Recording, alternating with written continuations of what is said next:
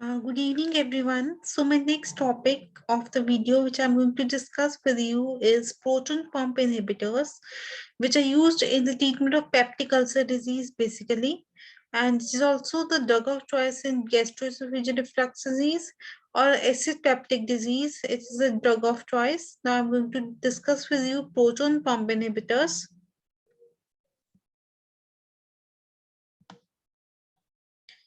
Now, first of all, the mechanism of gastric acid secretion in the body, I'm going to discuss with you. Basically the histamine, acetylcholine, and gastrin, they stimulate the receptors. Like acetylcholine stimulates the M1 receptors, M3 receptors. Histamine stimulates the H2 receptors, and gastrin it stimulates the cholecystokinin receptors, and that will lead to increase release of the HCl in the body by stimulating the adenyl cyclase adenyl cyclase enzyme. ADP gets converted to cyclic AMP, which stimulates protein kinase, which stimulates the proton pump, that is hydrogen potassium ATPase pump, in which HCl is secreted in the lumen of stomach and potassium is taken inside. So they basically stimulate the histamine, acetylcholine, gastrin. They stimulate the uh, adrenal cyclase pathway. And the prostaglandin analogs PGE2, they inhibit the pathway, so they will lead to decrease fat cell secretion in the body. So to decrease the gastric acid secretion, we can give antacids which are weak bases, and they directly neutralize the acid in the stomach, or we can give H2 blockers, which will block the H2 receptors, so they will not act. So there will be no stimulation of protein kinase activation will not take place, and there will be no stimulation of hydrogen potassium ATPase pump, that is proton pump. That way, and other is proton pump inhibitors, which I'm going to discuss in this class. They will inhibit the proton pump, and they will irreversibly inhibit the proton pump, and thus HCl secretion will not be there. Prostaglandin analogs, this stimulates the PGE2, which is the inhibitory type of the neurotransmitter, autoquant, and it will inhibit the adenyl cyclase, so cyclic AMP will not be produced, and it will not activate the protein kinase, and which will not activate the proton pump. Or we can give glumite, or we can give muscarinic receptor antagonist also can be given to decrease the decrease the activation of proton pump, and thus HCl secretion in the body.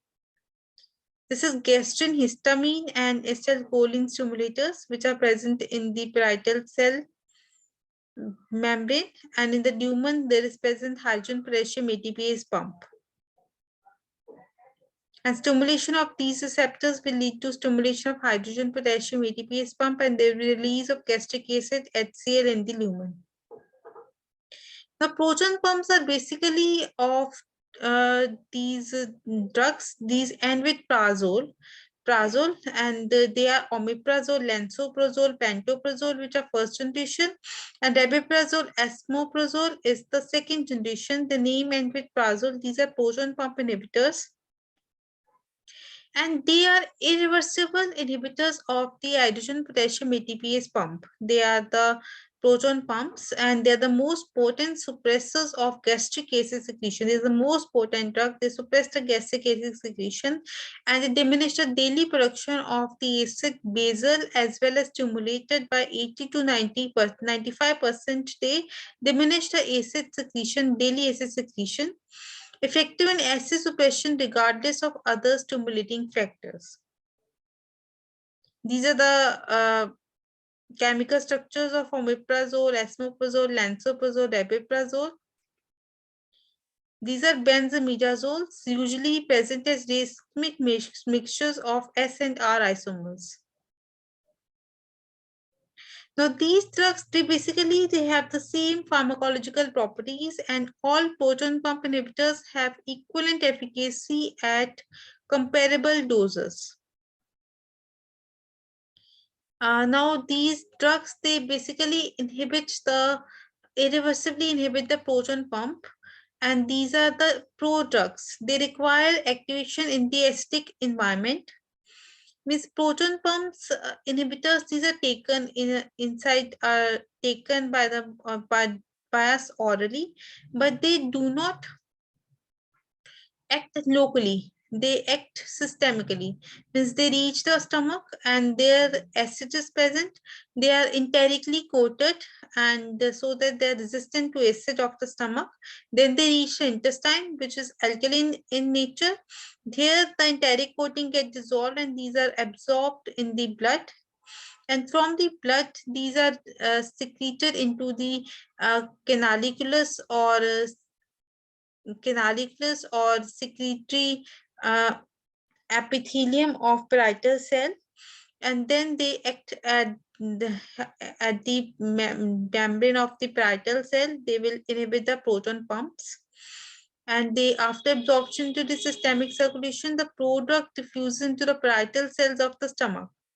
Means they are after absorption into the systemic circulation, they will diffuse into the parietal cell of the stomach, and they will accumulate in the acidic secretory canaliculi, and then they will be activated here. And these are trapped over in the parietal cells. These cannot diffuse back across the canalicular membrane.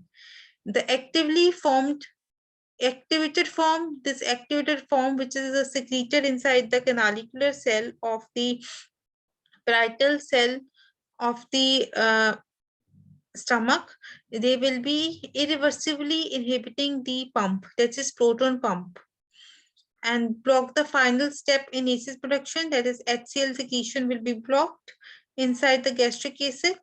Acid secretion resumes only after new pump molecules are synthesized and inserted into the luminal membrane.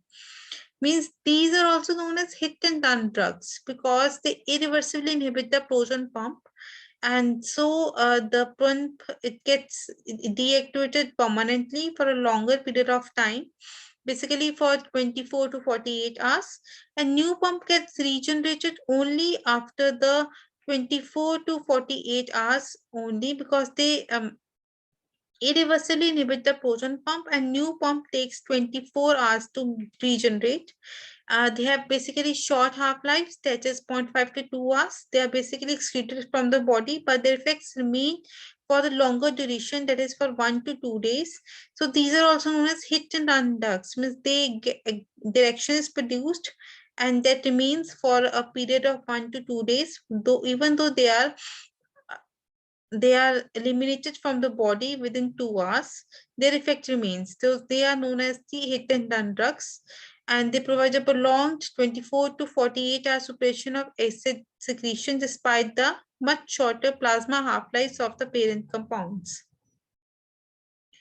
And pharmacokinetics, these are rapidly absorbed into the blood from the alkaline medium in the intestine. These are rapidly absorbed into the blood. From the blood, they are secreted into the canalicular cells, the parietal cells of the stomach.